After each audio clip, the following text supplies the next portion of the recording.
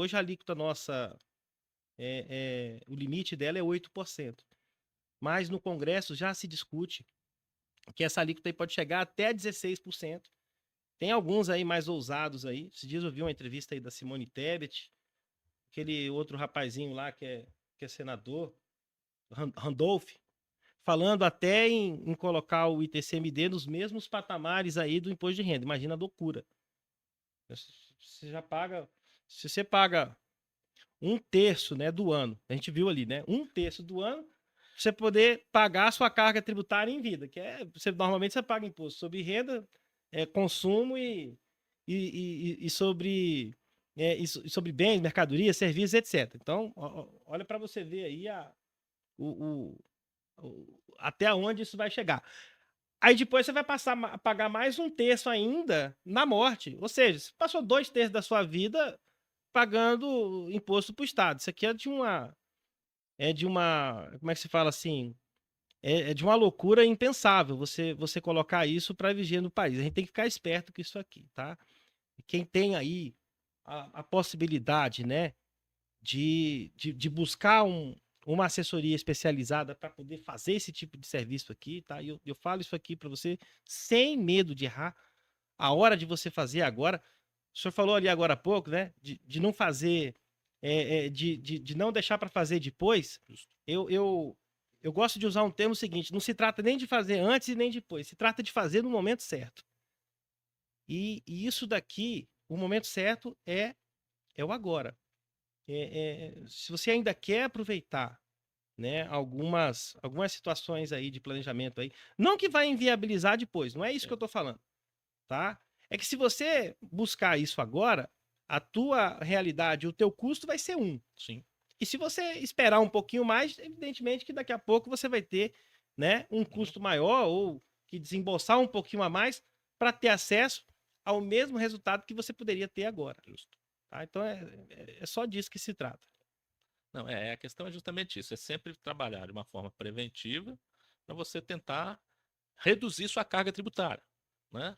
E você, assim, a morte é um fator inexorável. Todos morreremos um dia. E se você tem bens que você vai transmitir para seus herdeiros, o ideal é que você consiga transmitir o máximo possível, né?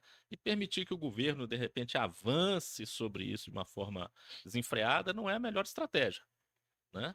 Não é a melhor estratégia. Então a estratégia é parar agora, analisar, chamar alguém de confiança, algum profissional aí que você tenha confiança nele para poder te assessorar nessas organizações aí da sucessão patrimonial, né?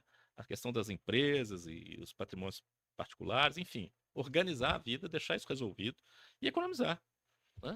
A gente está falando aqui principalmente de duas coisas, tá? Quando a gente fala de planejamento patrimonial sucessório, a gente está falando de duas coisas. Primeiro, a gente está falando de ideia de gestão e governança, porque você pode estabelecer regras, condições, normas para a gestão desse patrimônio, né? Então você está falando de algo muito maior do que simplesmente a transferência de recursos financeiros, ou de imóveis, ou de bens. A gente está falando de você transferir um próprio modo de você gerir tudo aquilo que você construiu em vida. Preservar aquilo. Preservar um legado de uma vida inteira e permitir que ele tenha continuidade a partir dali, inclusive que ele seja administrado, de maneira como você mesmo pré-ordenou antes de você partir. Então, é uma coisa muito, muito fantástica, porque permite que você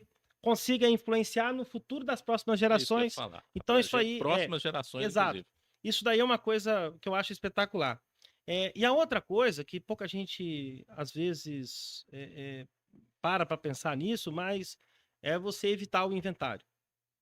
Né? Quanto maior o patrimônio, a gente sabe disso pela experiência que a gente tem, quanto maior o patrimônio, maior quantidade de herdeiros, né? Ou a depender a complexidade das atividades, né? Você pega aí conglomerados ou grupos econômicos aí, você está falando de transmissões, né, que são muito complexas. Então, esse tipo de planejamento aqui permite que você faça isso de maneira muito mais simples e organizada.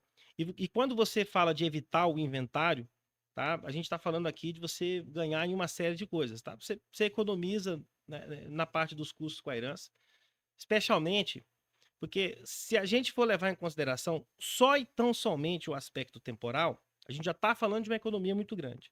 Vou pegar um exemplo aí. Vamos pegar o cara tem um patrimônio de 10 milhões hoje.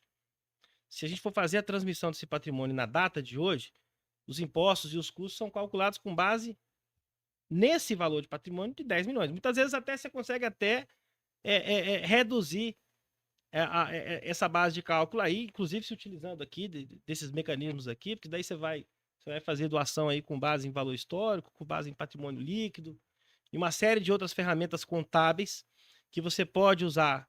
Você pode utilizar isso aí dentro do planejamento tributário, isso já dentro, né, da holding, né? Tô até antecipando aqui como é que isso aí funciona na prática, mas normalmente é assim mesmo, tá? E você consegue fazer isso aí de maneira legal. Agora, o mais importante disso imagina esse patrimônio aí projetado ao longo de mais 10, mais 20 anos.